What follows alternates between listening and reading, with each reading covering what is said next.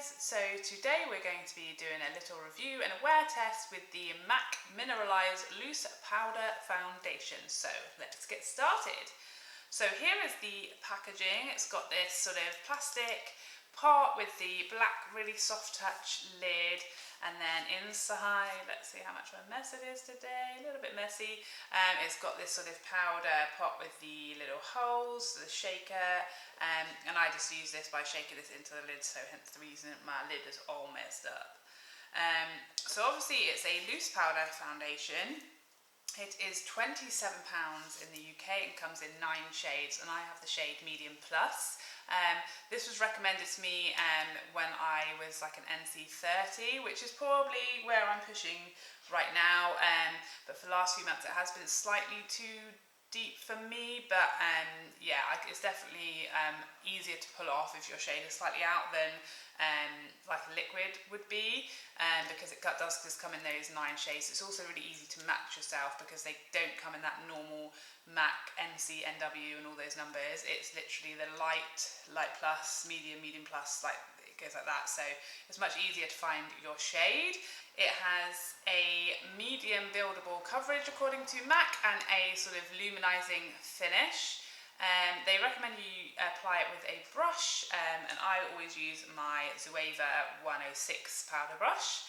I'm not going to show you too closely because it's all dirty because I just used it. So anyway, let's get on with applying it and see how it goes on.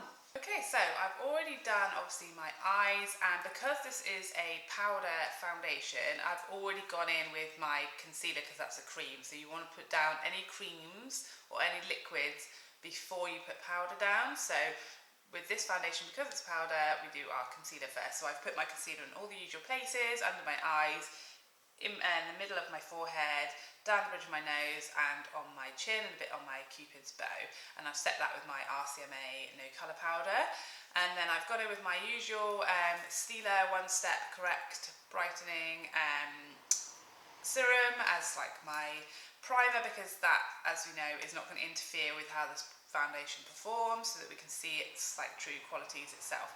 So that's just a very sort of standard primer. Doesn't do anything crazy as far as luminosity or as far as mattifying or as far as staying power, so we'll still see how this foundation performs. So what I'm going to do is take the foundation and I just sort of tap a little bit out into the cap, and I usually go back in a few times as we build it up. So I'm always use the same brush with this foundation, and that is the Zoeva 106 powder brush. So I'm just going to dip my brush in there, and I like to build this up really sort of slowly and carefully, bit by bit. So I always like to sort of tap all the excess off, and then I just start in the centre of my face, avoiding those areas where I've already put my concealer, because that's where I want that to stay brighter. And obviously this foundation is deeper than my concealer, so I kind of avoid those areas but sort of build this up. Start off with pressing motions like this, and then as it's going on I'll start to sort of buff it into my skin.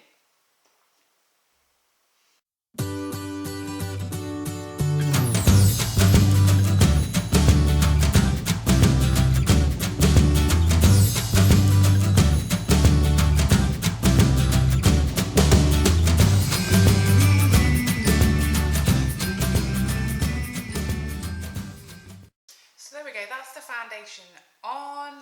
It does take a bit of time because I guess you probably could go in really heavy and pack the powder on, but I like to sort of build it slowly, buffing, so that you don't end up looking cakey or powdery, which to be fair I never have with this foundation.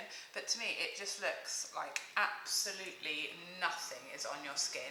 I don't know how well you're going to be able to see, excuse that noisy lorry, but you can still see like all my beauty spots peeking through. So if you're trying to cover freckles or acne, this is not going to do that. It is much more natural coverage, but it has taken away most of my redness. It's definitely evened out my skin tone, and obviously because it's a powder, there's no issues with it sinking into fine lines, and I feel it's really kind because it's a really radiant finish. It's really kind to sort of more mature skin because it obviously isn't going to soak in like a liquid or a cream would into fine lines.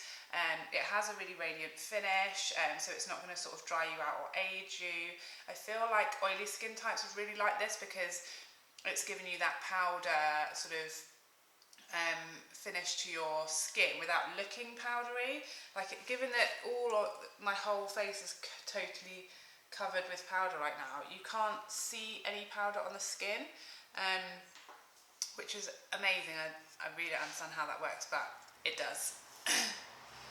So I'm now just going to quickly finish off the rest of my makeup. I'm not doing anything too crazy today, just a little bit of bronzer, blush and highlight, and we'll see. Obviously I don't need to set with powder because it is a powder, so it's just literally bronzer, highlight and blush going on now. So just do that quickly and see how it plays with those products. Okay, so that's the rest of my makeup done, and as expected, as we're putting powder on powder, everything went on absolutely seamlessly, no problems at all. The only issue that I thought I might have would be whether the foundation underneath, like as I'm putting on my bronzer or my blush, would move around, which it hasn't at all.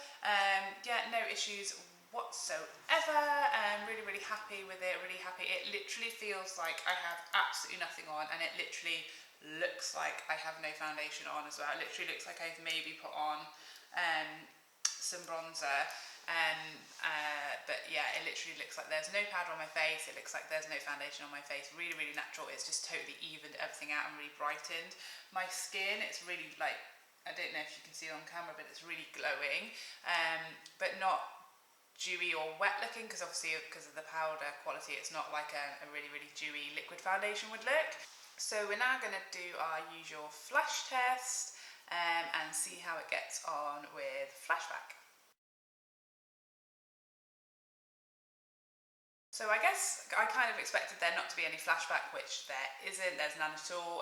I don't really know how that would work with a powder, but obviously it isn't an issue, so it'd be a really good foundation for using in photography or in the evenings. And again, if you're going to set your foundation with it, then it's also not going to give you an issue over a foundation that doesn't flash back either, which is really good. So I'm just going to do now a quick transfer test and see. This is the area of my face that doesn't have anything else on it, because obviously I didn't set it, so this is just literally the foundation down here. And nothing is coming off at all, which I guess you would expect again from a foundation. It probably is going to like come off or wear off if you rub up against stuff, but obviously I guess being a powder, it's not going to sort of smear on clothes and things like that, so it's probably going to be a bit better for that as well. So as usual, it is now 11:30, and I'll give this the usual sort of 8 to 9 hours to see how it wears throughout the day. I've got a usual sort of Sunday today, running around. It's warm outside, so we are going to give it a bit of a test with the oil and with just the heat, and just running around having a busy day with my kids. So I'll check back with you in about 8 hours and see how it's got on. Bye bye for now. Hi there, and we are back. So the time now is literally 8 o'clock on the dot. So this has now been on for 8.5 hours, and yeah, let's have a look and see how it's held up. So it's definitely, my redness has come through here. Everything has gone off my chin, but mainly on my chin was my concealer, so that's probably not really the foundation's fault. And again, my redness is peeking through here, which is where it generally comes through. It's still holding up its sort of glowy finish. I would say I'm ever so slightly shiny on my forehead, and that's like not like glowy from the foundation, that's like oil coming through.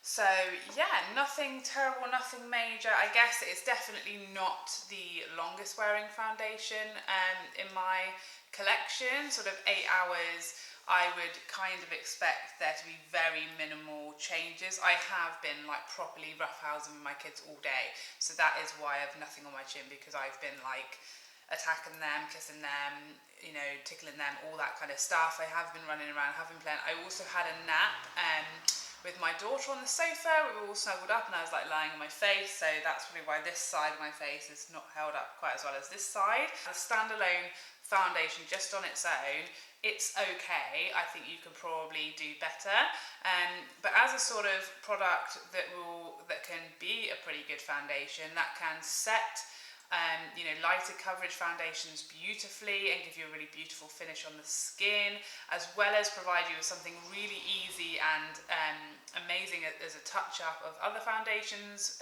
If you need it to last longer or you want to refresh your makeup, then I don't think you can really go far wrong at all with this. And like I said, it is so kind to more mature skin because it will not soak into your lines. Like, this is the first foundation that I've tried where when you've done a check-in and you look and it is not in a single line because it's a powder, it's not going to have soaked into any lines or sat in any lines because it is that powder finish, and it really doesn't look powdery. Obviously I've just touched this up and obviously it's going to be hard to see on camera, but you can't even see any powder on my skin, even though I've just literally put a load furthermore on my cheeks. You can't see anything. So I think this will be really kind to more mature skin.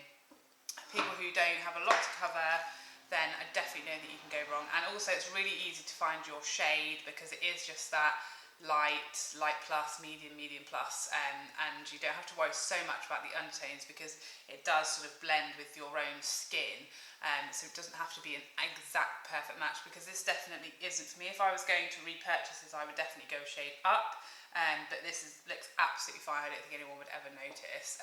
It's completely invisible on the skin, so for me this is a winner. And I would definitely repurchase it once this has run out. But I've had this for several months now, and I can't even see that it's gone, to be honest. I've touched it. There was a lot left, a lot. So there you have it. There's my thoughts on the MAC Mineralize Loose Powder Foundation. Love to know if you've tried it, if you've tried any other powder foundations that are worth a go, and if you've had any different experiences to me, I would love to know. Okay, till next time. See you soon. Bye.